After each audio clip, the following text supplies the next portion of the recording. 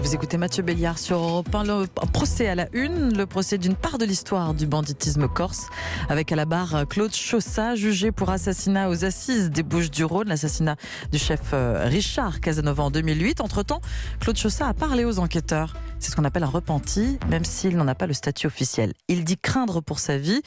Et au jour de ce procès, alors qu'il parle peu, Mathieu, Claude Chaussat, le repenti, est votre invité. Bonjour Claude Chaussat. Bonjour. Merci d'être avec nous sur Europe 1. On ne revient pas sur toute l'histoire et je tiens à préciser aussi pour nos auditeurs qu'il n'est pas question ici de faire votre procès. Pour cela, il y a la justice et vous serez présent évidemment à votre procès. Mais votre vie de repenti, d'abord d'un mot, puisque c'était assez inédit, vous avez décidé de couper avec ce milieu, quitte à vivre sous la menace.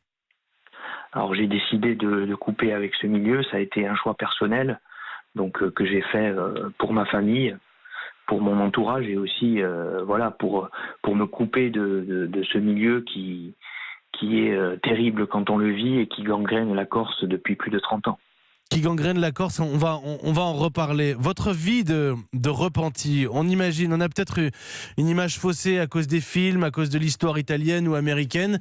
La vie d'un repenti, c'est quoi? Vous êtes sous protection de l'État ou pas du tout? Non, je ne suis pas sous protection de l'État parce qu'en fait, on ne m'a pas accordé le statut de repenti. Donc, je suis, comme je le dis, un repenti de fait, mais pas de droit. Donc, je me débrouille par mes propres moyens. Vous aviez pourtant choisi de passer à table, comme on dit, de tout révéler dans le détail, les affaires de la brise de mer. Et là-dessus, l'État, pour vous, a été défaillant. Du côté de la justice, on dit pourtant qu'il y a eu quelques protections mises en place. Alors, il y a eu des protections qui seront mises en place pour mon procès. Moi, depuis le jour où j'ai décidé de briser l'omerta, j'ai toujours collaboré avec les enquêteurs et les magistrats. Donc, et ça depuis 11 ans. Donc j'ai mis cette vie de voyou derrière moi et je n'ai aucun problème avec ça aujourd'hui. Ça ne me pose pas de problème. J'ai fait ce choix, je l'assume. Aujourd'hui, vous vivez, vous êtes agent immobilier, je crois. Vous m'arrêtez si je me trompe. Oui, en fait, je suis consultant immobilier. Vous avez un numéro de sécu qui est domicilié très loin de chez vous. Exactement. Je suis obligé de mettre énormément de barrières parce qu'en face de moi, j'ai des voyous qui me traquent et qui ont des yeux et des oreilles partout. Donc, je me méfie énormément de ces gens-là. Et aujourd'hui, vous êtes accusé d'assassinat. On reparlera évidemment de votre procès.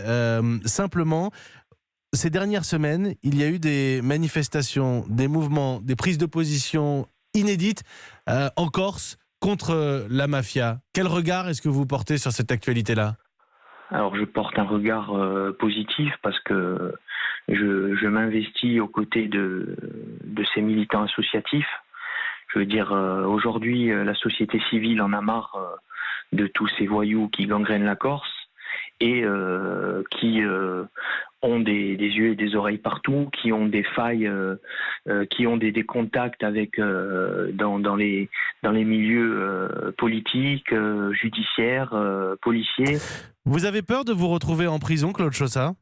Bien sûr que j'ai peur de me retrouver en prison parce qu'en fait, des gens qui ont décidé de briser l'omerta en prison ne sont pas en sécurité.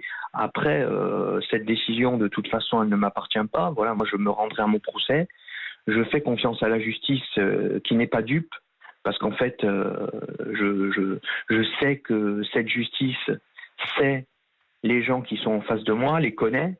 Voilà, donc je fais confiance, je continue, malgré la difficulté de mon cas, à faire confiance à la justice. En toute sécurité, Claude Chaussat, vous auriez un de vos anciens camarades de la brise de mer en face de vous. Vous lui dites quoi? Je lui dis quoi? En toute sécurité, je lui dis qu'il faut que ça s'arrête.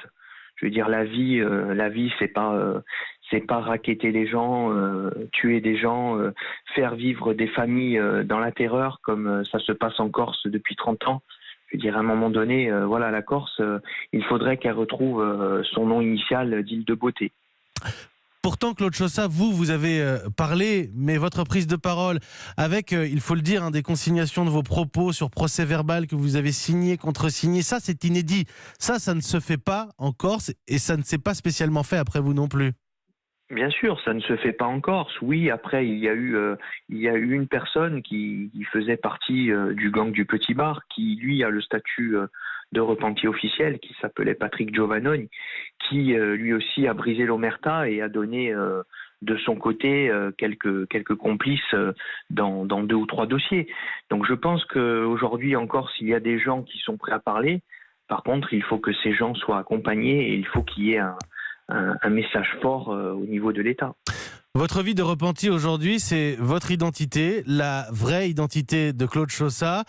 Et c'est une forme de paranoïa, une forme de regard à tous les coins de rue, une signature tous les jours dans un commissariat, c'est ça, hein? C'est une signature tous les 15 jours dans un commissariat, c'est des regards partout, parce qu'en fait, je m'aperçois que même il n'y a pas longtemps, les parties civiles ont essayé de faire comprendre que dans mon contrôle judiciaire ne figurait pas mon adresse et qu'ils voulaient absolument mon adresse. Je suppose que si ces gens-là veulent mon adresse, ce n'est pas pour m'envoyer des fleurs. Donc je prends énormément de précautions parce que je ne sous-estime pas ces gens. Et les gens qui les ont sous-estimés sont morts aujourd'hui. Vous étiez plus heureux dans votre vie de gangster ?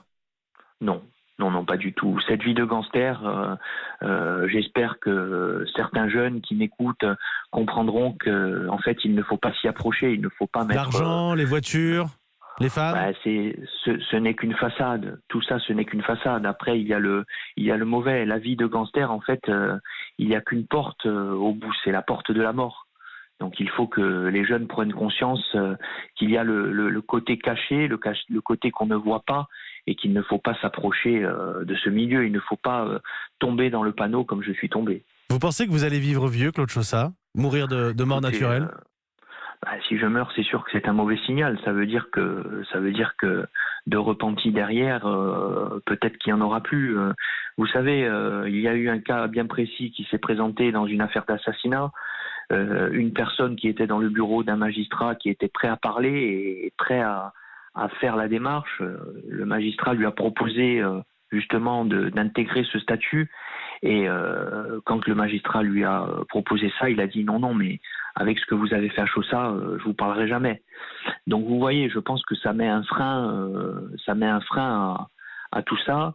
Alors je pense que la prise de conscience de la société civile et la création de ces collectifs vont pouvoir faire avancer les choses, mais il faut que ces collectifs et que cette société civile soient accompagnés par l'État, que l'État envoie un signal fort à cette mafia. Merci Claude Chaussat. Merci à vous. Europe 1.